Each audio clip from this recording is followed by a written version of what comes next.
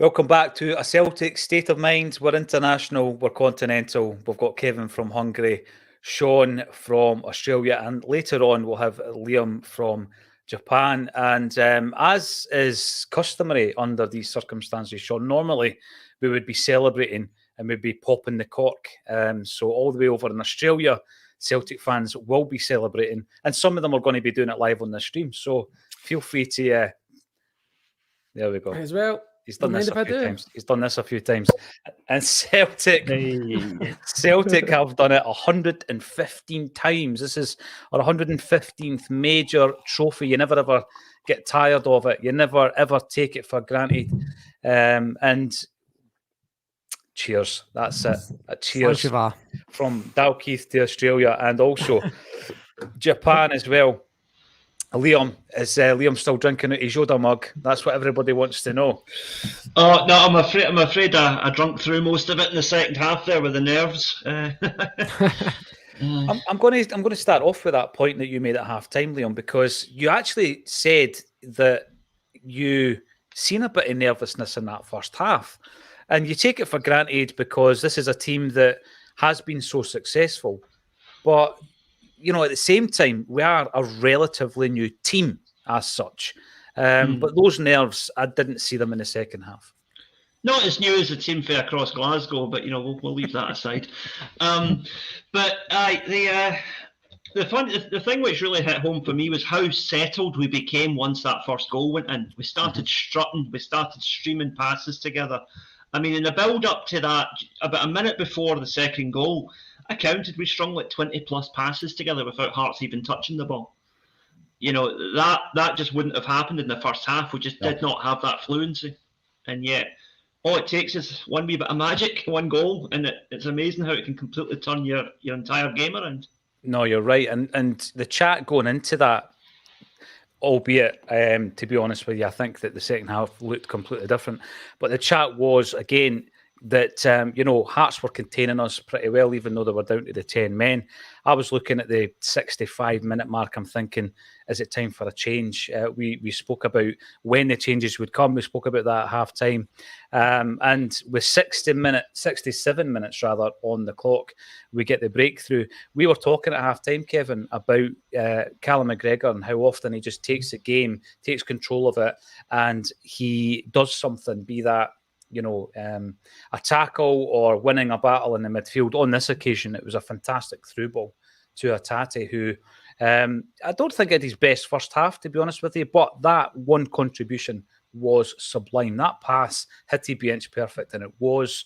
And then Kyogo's finish was so tight. It was so well taken. There was almost a delay. With the commentary team after it had gone in. The Celtic fans behind the goals knew exactly what had happened, though. Yeah, you're watching that goal, and I wasn't sure if he'd maybe knocked it just wide or something like that, because like you're saying, he's hit the shot, and there's this 3-4 second delay between that and the commentary team acknowledging it's gone in. So have I just celebrated prematurely here? But brilliant goal, and that goal for me, from the Callum McGregor side, is everything that he's about for us as the captain, because we spoke about him at half time. He was the one that was doing things for us in the first half. He was the one driving us forward, getting a foot in the ball. I've got very little notes from minute 46 to minute 65 of that second half, because nothing was really going on. One of them is, though, we need to dink it over the top, because they were kind of compressing the game a wee bit. You could see that Jota was getting space, but the ball just wasn't coming. Starfelt tried it a few times and couldn't pull it off. McGregor's the man you want to do that. He gets the one chance, gorgeous ball over the top. It's just unbelievable. The weight in it, everything, perfect. Hatate really poor up until that point. His one moment, and this is why you've got Hatate in the side, because he will provide one moment of magic in every game. And you'll say it's just a square ball, but again, he's got to get it just right. And Kyogo, he's making that run. It's an Ange Postecoglou goal. And so is the second one, because it's the same, but on the other side. It's the ball into the near post, and O's there. You just know he's there.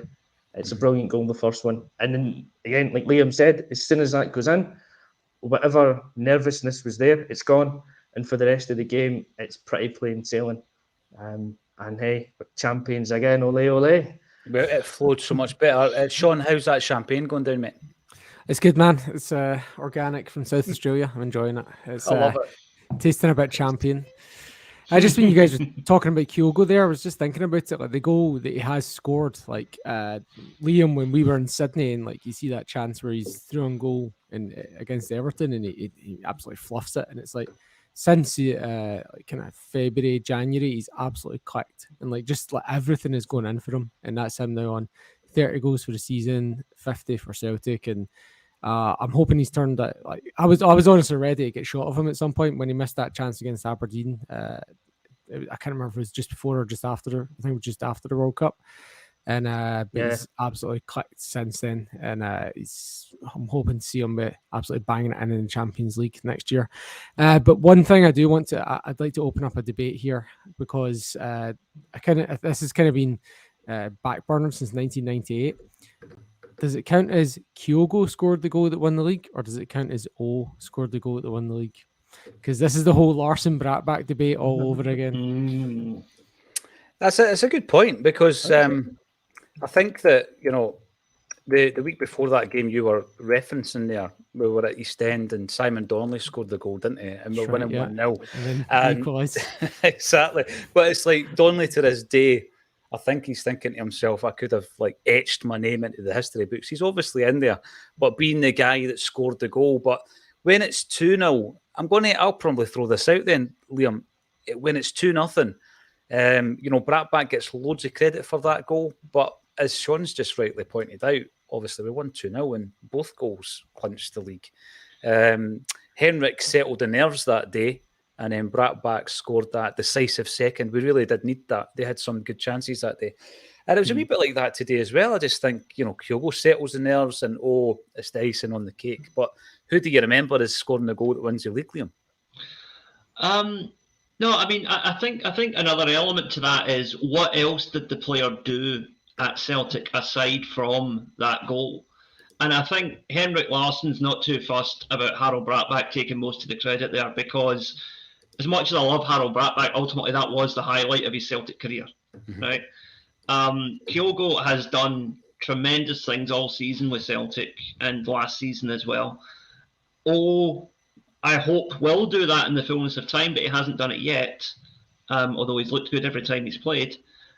So today I'm quite happy to give all the credit, because I think Kyogo has already, you know, he won the League Cup almost single-handedly last year, and he, you know, did his part in the League Cup again this year. And I think that, you know, Kyogo is going to win us a lot more trophies in the future. And let's give all the credit for today, I think. Was it yourself that was saying that at half-time you wanted to score a decisive goal? I think it was yourself. That was. Yeah. Right. And that's the thing. And just to touch on that, the second goal that goal validated the entire substitution thing, because you had Haksabanovic to Moy to O to the back of the net. That's just, it's perfect. It's absolutely perfect. No, you're right. And it's a good point, because like if the first goal showed you that we should not make knee-jerk, rash substitutions at halftime, whatever, because it's 67 minutes in, we've not made a substitution. Two of the players that are probably not having their best game, and Hatate and Kyogo, are pivotal to, obviously, the first goal. And then the second goal is all about the changes, Sean. So, I mean, we say it time and time again, thank God Ange's a gaffer, but as a football fan, sometimes you get a wee bit tetchy at half-time if you've not made that breakthrough. He showed belief in his players, and that was paid off. But then, when we make the changes, these guys come in and make a contribution as well. Yeah, man, it was... Yeah, definitely.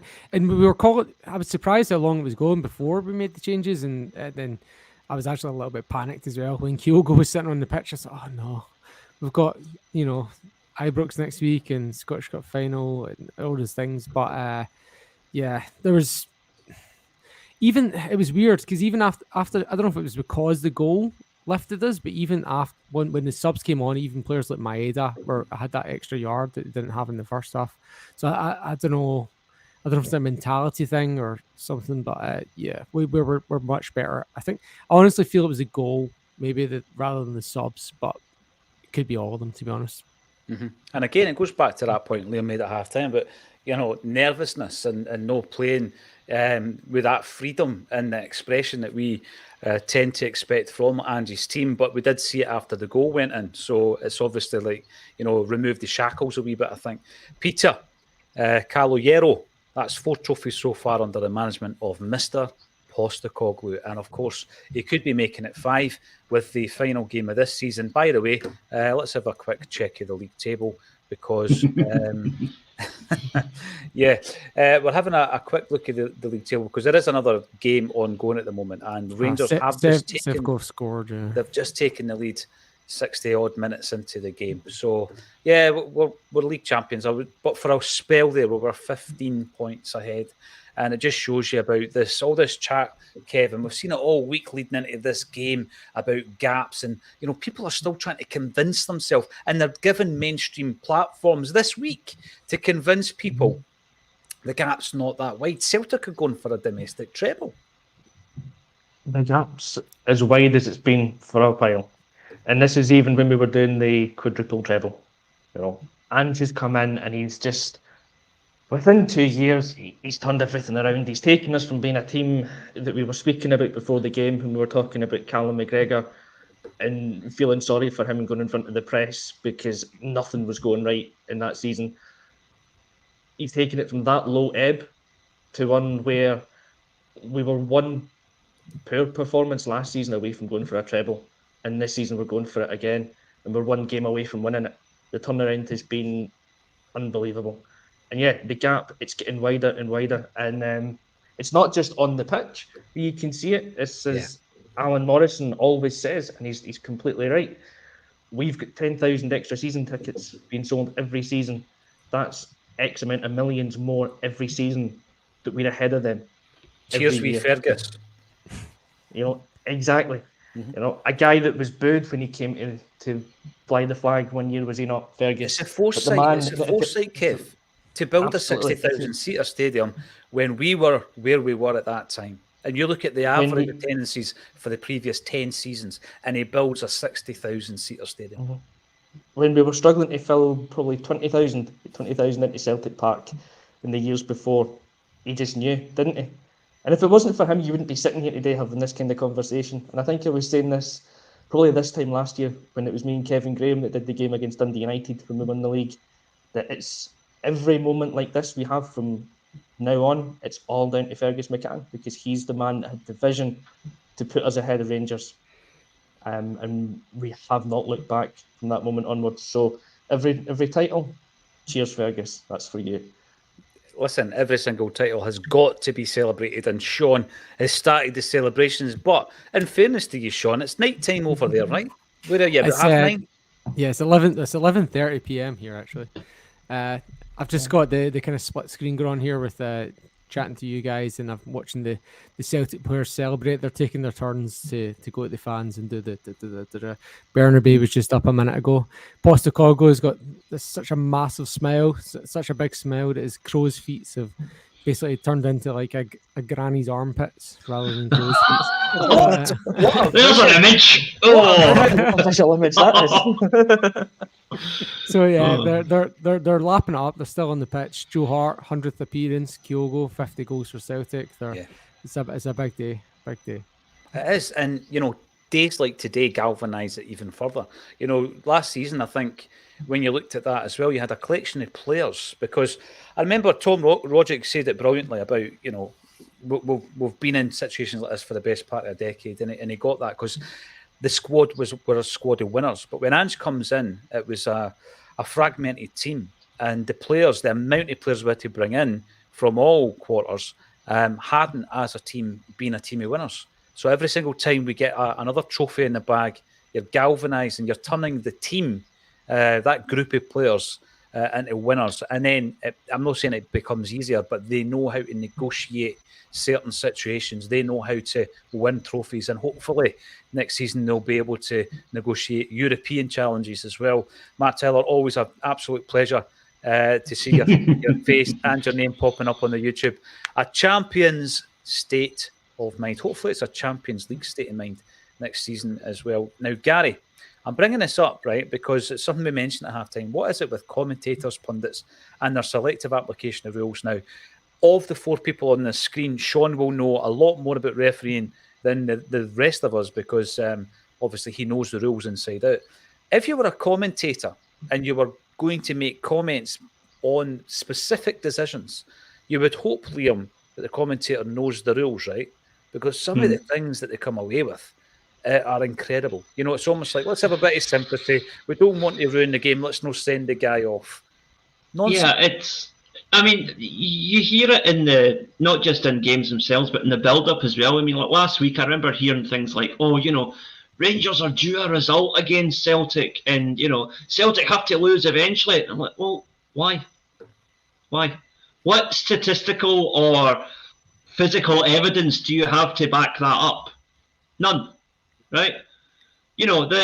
The James Webb Telescope discovered a supermassive black hole last week that can apparently contain the mass of 6 million suns. I still think there's a bigger gap between us and Rangers than there is in that bloody black hole. I'll tell you that much. I thought there was a Michael Beale's mole joke coming up there. Oh, I'm sorry to disappoint you. Well, okay, let me put it in more simplistic, less scientific terms, okay? The gap is bigger than Alfredo Morelos' arse. Let's leave it at that. Are you sure?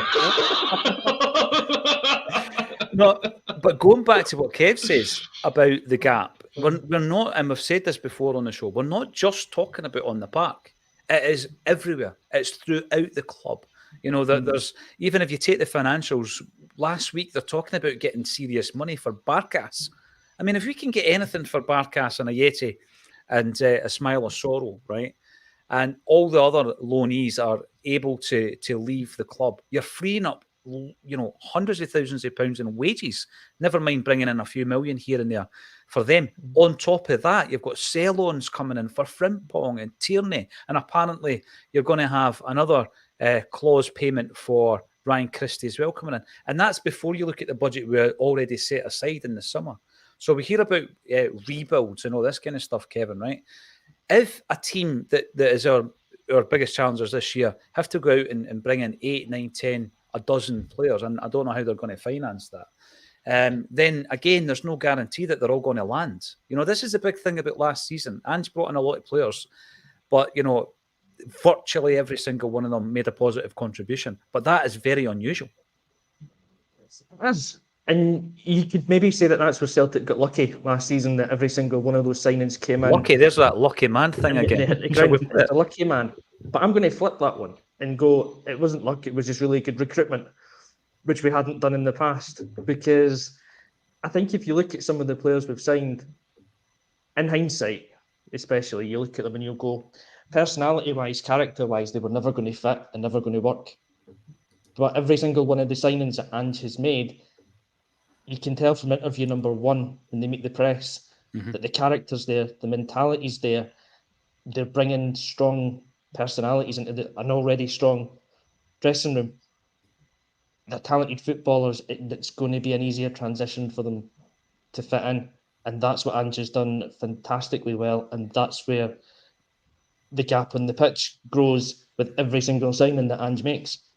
Because we've gone and we've taken a World Cup quarter-finalist or semi-finalist, whatever Juranovic was, and we've replaced him with someone that's even better. We've taken Georgios Giakoumakis, who's a really good one-touch striker, and I think we've replaced him with someone that's got the potential to be better than him in O. And you just know, again, that in the summer, we will go out and we'll strengthen. And we've got the money to do it. And as you say, there's a budget there already. There's one that's going to be added to with sell-ons from players that we'd sold 3-4 seasons ago. The money's there. When we did the rebuild at the start of last season, it was because we were selling players for big money as well. Ayer went for, 10, 12 million. Edouard went for double figures as well. The money was coming in. Ange has only spent £6 million, I think, as a net spend in 2 seasons, which is crazy. There's no way that Rangers are going to be able to sell players for the amount that we brought in, and they're going to have to replace who they class as being their best players. There's no money there for them to do that, right? It's just not. The gap next season is going to be even bigger because they're going to have to spend a fortune. They're going to have to I don't know what they're going to have to do. That's the thing. Like, the money's just not there. It's They're not going there. to have to die chasing the dream again, or they take a few seasons of being absolutely mediocre, And they won't do that. You just know they and won't. they won't do it. They won't do No. it. And that is the discussion. That is the massive discussion. We focus on what Celtic are doing, and obviously we're in this process under Ange Postecoglou, Sean. And you think, I remember all the discussions in the first season on Acsom were around trying to retain the title. But I mean, at certain points, it was so tight. We had to win every single game. Had to go on an incredible run to win that title. This season's been slightly different in that he's then strengthened the team. So, the reset, the refresh happened. He's now strengthened it, and he can strengthen it again. That's incredible, because I had said last week to the boys about the net spend of it's 6 million, because I hadn't looked at the figures. And that is with two big signings in Jota and Carter Vickers as well at the beginning of this season. The recruitment has been sensational. And even when, we lose Rogic and we lose Nir Beaton, and he brings in Moy, and you think, all right, that's a bit of a curveball. But even that worked out. I mean, his recruitment has been superb. And if we were able to, even if we lose a player, and there is a likelihood this summer that we might lose what we class as a first-team player, and we bring in another 4 or 5, then this squad domestically is going to be untouchable. It probably already is. And then you start looking at Europe, don't you? Yeah, I hope so. Like, that's... I think Chris Davies was in the news this week saying that was... He basically said, yeah, we couldn't figure it out how to switch from being a dominant team in Europe to being a counter-attacking... dominant team domestically to a counter-attacking team in Europe, which was cool. Thanks, Chris Davies, for reminding us all that you failed, and we suffered through that. But yeah, but Ange, with these comments coming in about Ange's emotional interview, it's actually got me a little bit on edge. Like, I know it's just my kind of negative mental attitude that to take this great day where we won the league for a second time, and to kind of maybe misconstrue that as emotional because he might be leaving, and I really hope it's not the reason. Because I've not thought that before now, but just he's normally quite stoic, so to hear he's emotional kind of has me on edge a little bit. Not today, Sean. Not today. No, I know, because like before, up till now, he has very much been gearing up to Champions League, and it does seem to be that's, and I hope he's just getting the emotion of just today's occasion, and there's nothing more to read into it. But it's going to be. I'm enjoying it tonight, and I'm going to enjoy it for the next 4 weeks, and hopefully I'll be celebrating a treble on the 3rd of June. It's incredible. And again, we always go on about the trebles, Liam.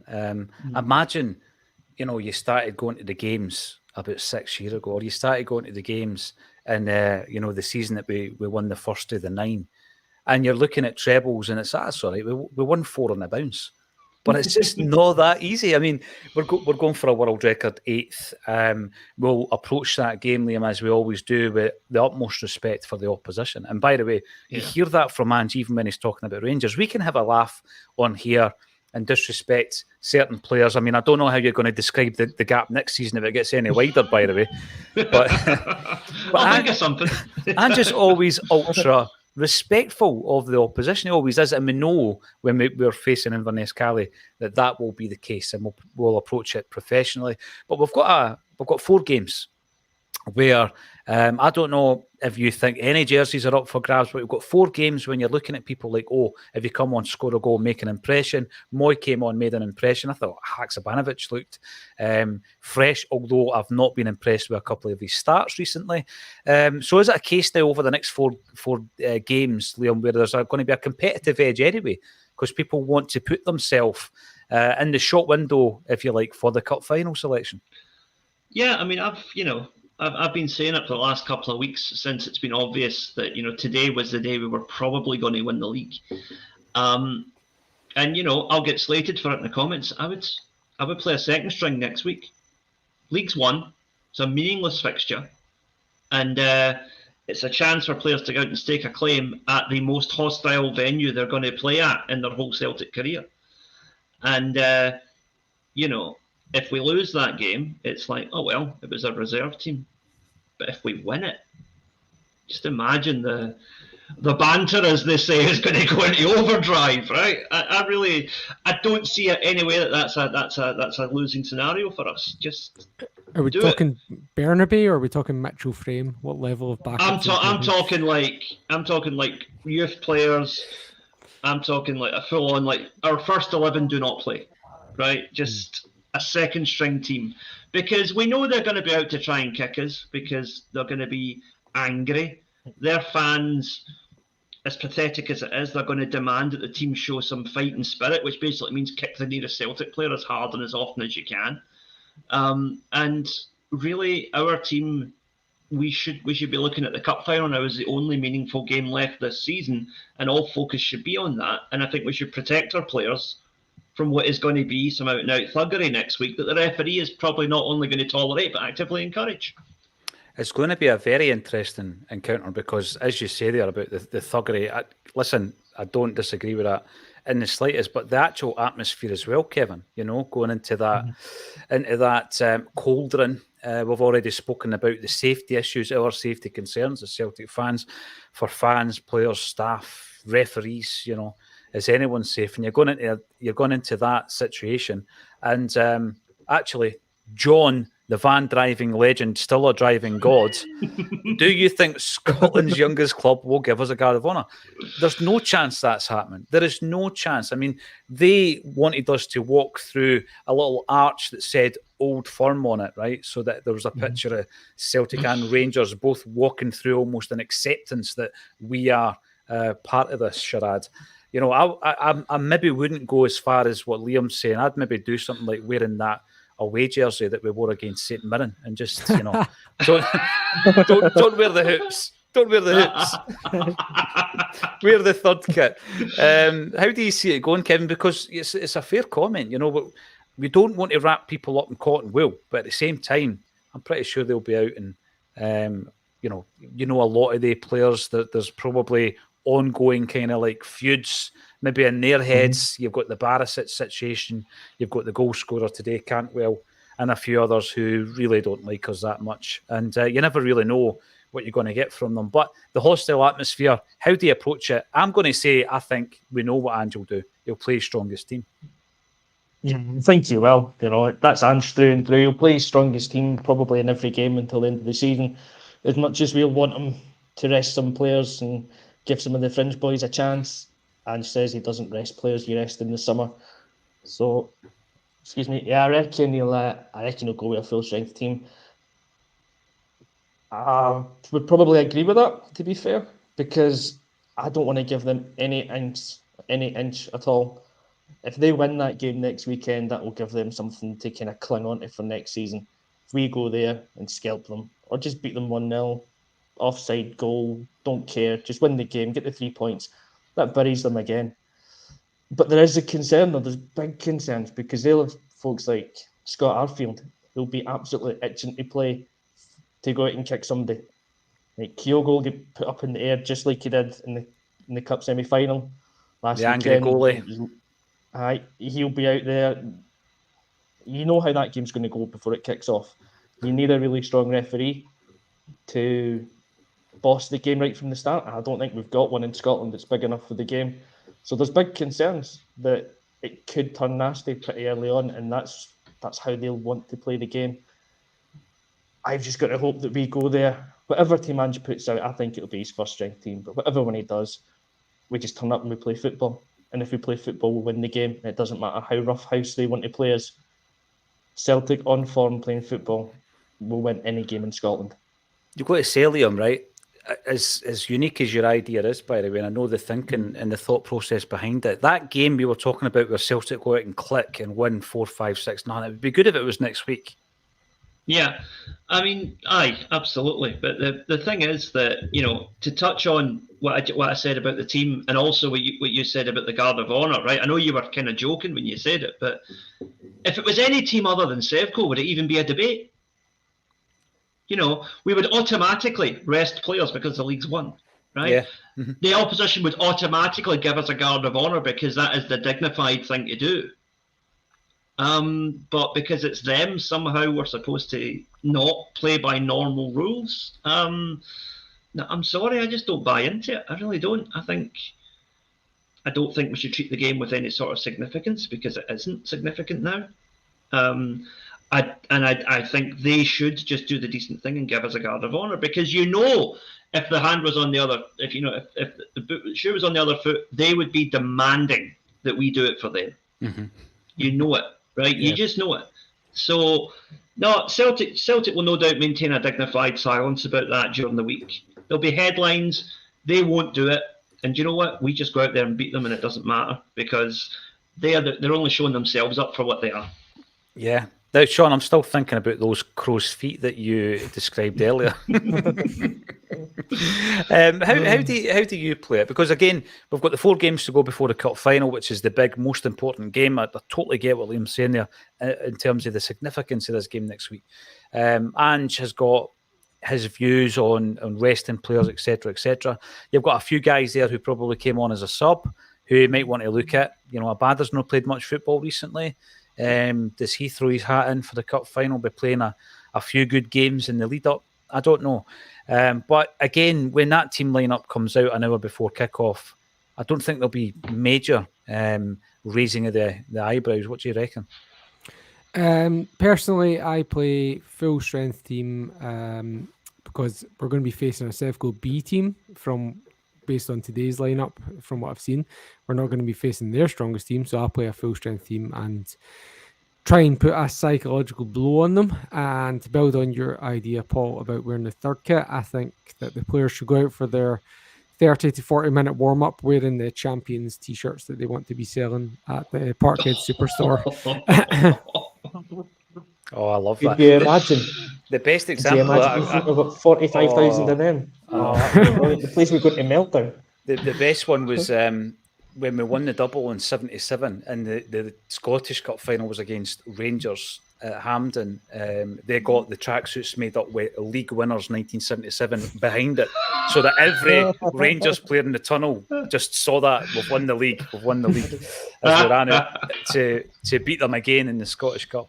So listen, it's been absolutely fantastic. As I say, we've got Kevin in from Hungary, Liam from Japan, and Sean in from Australia, and that just shows you what Celtic are all about. There's going to be celebrations. I don't know if they're going to be Naples style celebrations all over the world because we've just won our 53rd trophy. And by the way, see when we have won 54 and we're about to win our 55th, I just can't wait to see the kind of humour and the tact and the unique way that the Celtic fan base approaches that, because there is always something even the other day there with the video clip getting shown on the telly on the BBC, and the Celts Are Here guys took the £200 payment for the fact that it was their video, and they set up a GoFundMe. I mean, you see how much that's sitting at for the food banks in Glasgow. It's like £7,000. 10 grand. It's unbelievable. Unbelievable. So have I got news for you? Using a clip, and these guys have been creative enough and charitable enough to think, how can we turn this into something good?